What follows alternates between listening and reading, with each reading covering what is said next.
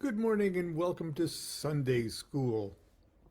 If our video is starting here, I'm not sure it is, but it assures me we are. Welcome to Sunday School. I look out the front door and I see across the street that the neighbors have beautiful, huge, giant pastel Easter eggs, and the flowers are blooming, and it's just so beautiful. And it's Easter time uh, here in well, it's all over the world. It's Easter time. It's Ramadan. It's the Thelemic High Holy Days coming up, and the 3 days of the writing of the Book of the Law, and it just seems like everywhere, all over the world, at this time of year, everyone is celebrating the the holiest of holy times of year. And we had a mass shooting in Sacramento last night. Uh, I guess in celebration of the season. Uh, it's a weird world we're living in. Anyway, be that as it may, uh, 2 days ago, uh, I did part one of a talk on Solomonic magic and the formula of Solomon, and I got halfway through, and then I was disturbed by April Fool's Day and things like that. I was interrupted, but anyway, so I'm going to finish that up today. And I've taken it from Low Magic, the formula of Solomon, and where I left off, I'm going to back up just about a half a paragraph. Uh, However, because most of us have not yet played out our adventures of dreaming that we are separate entities, that's from the singularity, we can abide these altered states for only states of consciousness for only a few fleeting seconds before once again descending into the middle muddle world of the rational mind, which in turn is supported by the infernal world of matter, energy at the lowest end of the consciousness scale. It's a place where the blind forces of nature, if left uncontrolled and undirected, happily discharge their wild energy in explosive flashes that surge through the streets and sewers of our souls along the path of least resistance. From our narrow, middle, muddle perspective, these blind forces appear to be destructive and evil. However, when they're harnessed and directed by an intelligence that is in tune with the highest levels of consciousness, they are transformed into organized units of constructive power. They become loyal servants, dutifully grunting and straining to perform all the heavy lifting in the universe. These are demons who build the temple of God, demons Solomon draws up from hell so that he might bind them to work under his enlightened and organized direction. For the magician, archangels, angels, spirits, intelligences, and demons are merely colorful metaphors for the cascading hierarchy of all the natural forces and energies in the universe. This is the secret of Solomon. Once we've really pounded it into our heads, we recognize that we too have our unique place in the universe, proactively operating halfway between the above and the below. We are poised to connect with and become charged by forces of the stratum of consciousness above us so that we may connect with, master, and direct the forces in the stratum beneath us. That's why you see the magician having one hand up and the other hand pointing down. For the magician, the energy flow of the Solomonic formula moves perpetually upward. The magician's consciousness rises to connect with the divine consciousness, earth up to heaven, to become attuned with the divine perfection. And the demon is made to rise up from hell to earth, to become controlled and directed by the magician. From the demon's point of view, the magician is God. And as long as the magician's link with the above is true and sure, so too is the demon's link with the magician. The reason this kind of low magic has earned such an evil reputation is because we so often hear of the terrible consequences to the life and sanity of the magician who violates this simple upward flowing formula. I speak specifically of cases where, in the course of the operation, the spirit convinces the magician to strike some sort of bargain. A quid pro quo, perhaps a gift or sacrifice in exchange for service. I'll bring you a nice shiny penny, but you've got to kill the vicar. Ask any Solomonic magician, he or she will most likely tell you the first thing a spirit will attempt to extract from you is a bargain of some kind, or an amendment to your original request. It's also the last thing you should consider doing. In all fairness to the poor infernal spirit, such haggling is a perfectly understandable characteristic of its unredeemed nature to try to negotiate itself free from your control. After all, it's been doing that one way or another your entire life.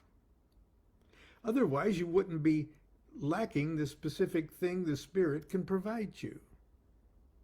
Duh. What if the formula is breached? What happens if, instead of raising the spirit up to the magician's level, the magician descends to the demon's level? Shouldn't a competent magician be able to handle that? My answer is yes.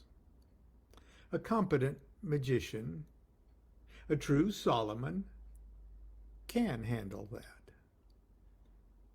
But one must question his or her motives for setting out to do so. Is the object of the operation to cause some change to occur in hell? Or is the object of the operation to cause some change to occur in the magician's life here on earth?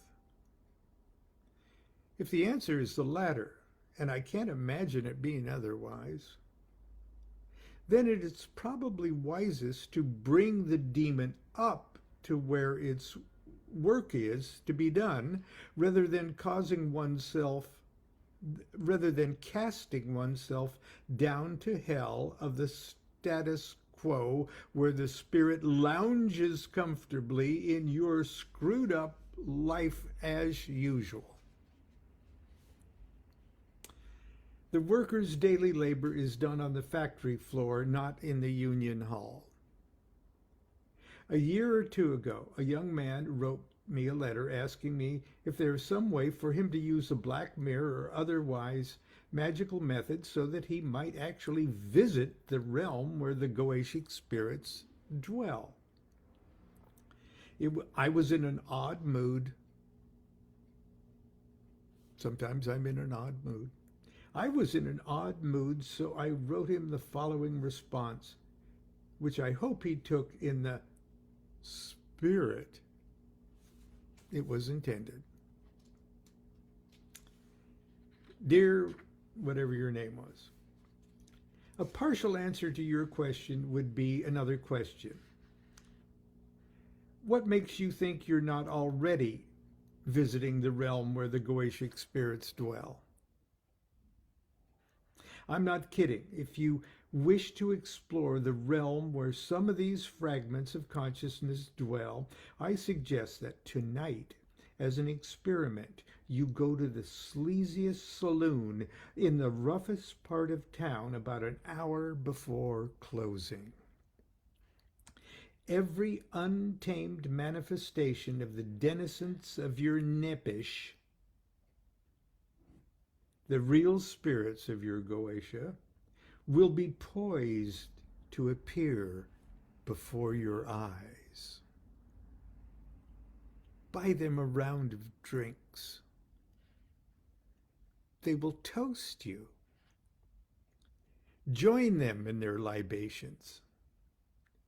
Keep drinking and talking with them until you start to think their crude and bigoted jokes are really funny. And you begin to actually agree with their views on politics and religion. Breathe in the infernal incense of cigarette smoke. Inhale the sacred perfume of body odor, spilled beer, and urinal cakes. Become one with the consciousness of the room. There, you're visiting hell on earth.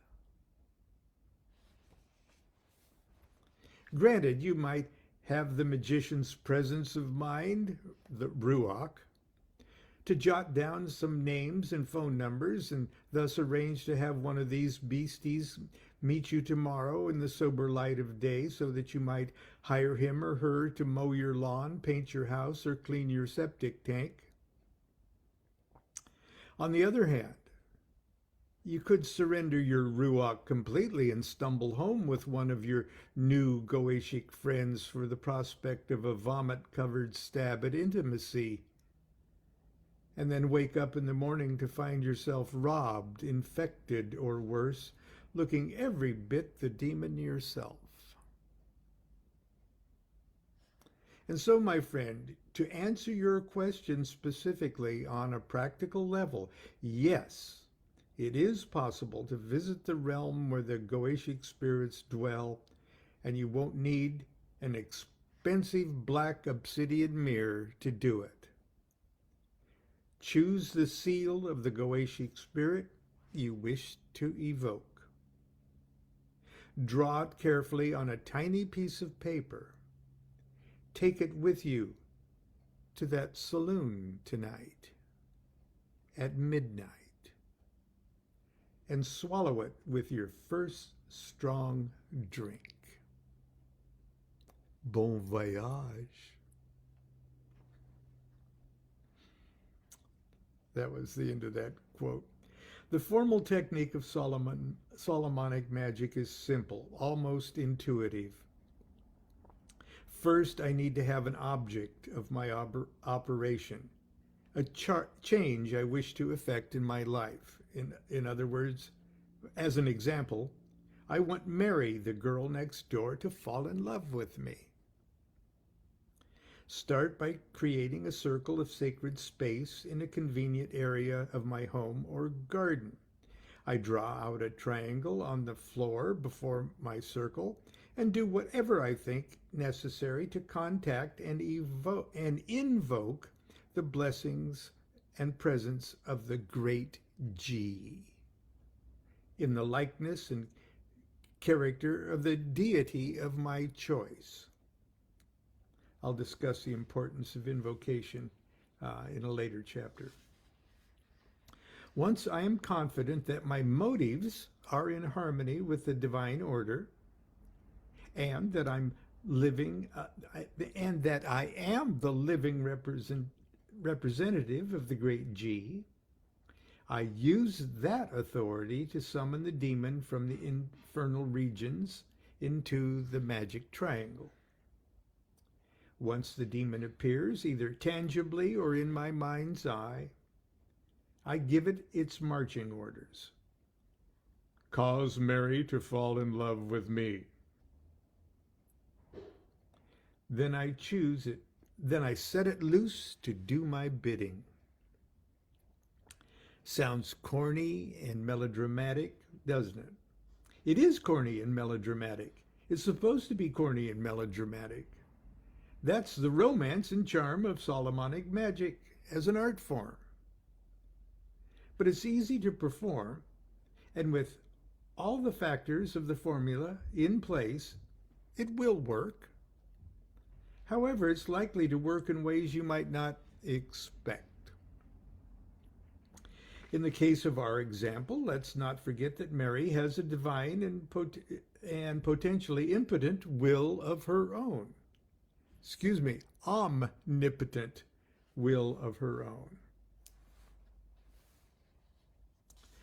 Unless she somehow recognizes the cosmic correctness of falling in love with you, unless she cooperates in this operation, I'm going to remain eternally snubbed.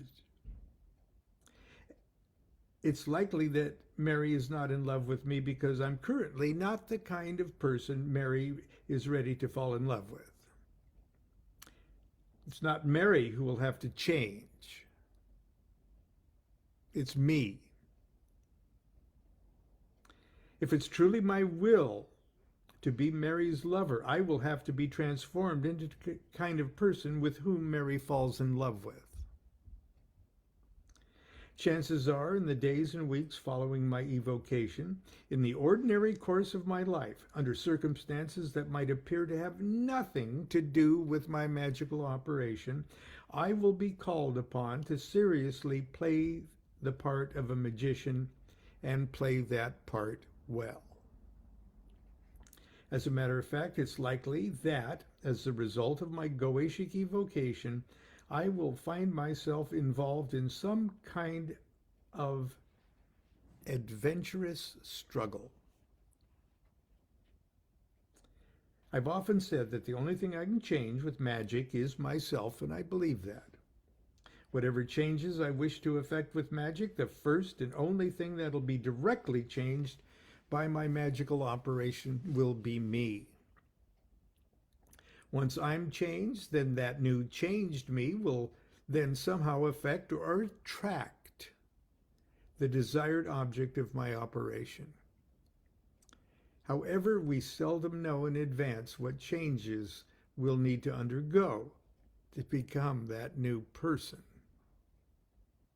Furthermore, it is a cold, hard fact of life that change often comes as the result of trauma. Perhaps Mary's the kind of girl who can only fall in love with a blind man or an amputee or a Republican. Funny thing about demons, if you're a Solomon, they make wonderful employees. But if you're not, they make terrible bosses. They're easy to call up. They run amok in our lives as a frenzied menagerie of our own uncontrolled and undirected energies. When we willfully put one to work for us, we are in essence saying to the cosmos of consciousness, I will conquer and redeem this demon from hell. And the battle will take the form of a character-building adventure. The adventure will transform the demon into a loyal and worthy employee and transform me into a new and different person, a masterful person, the kind of person the object of my magical operation happens to, the kind of person Mary falls in love with. So bring it on, the magician shouts. Let the adventure begin. Here's a little poem from Eliphas Levi, the magician. O Lord, deliver me from hell's great fear and gloom. Loose thou my spirit from the larvae of the tomb.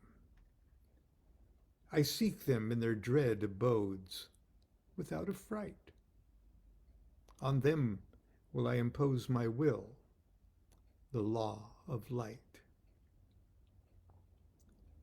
I bid the night conceive the glimmering hemisphere. Arise, O sun, arise, O moon, shine white and clear.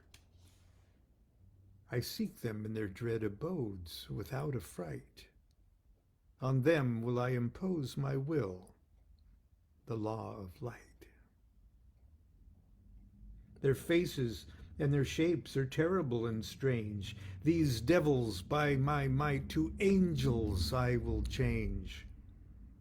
These nameless horrors I address without affright. On them will I impose my will, the law of light. These are the phantoms, pale of mine astonished view, yet none but I their blasted beauty can renew. For to the abyss of hell I plunge without affright. On them will I impose my will, the law of light.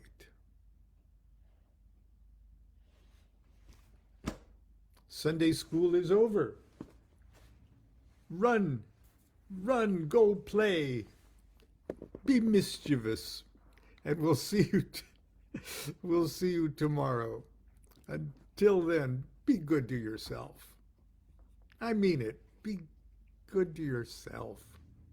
You can't be good to anybody else unless you're good to yourself first, so be good to yourself. Do what thou wilt shall be the whole of the law. Love is the law, love under will.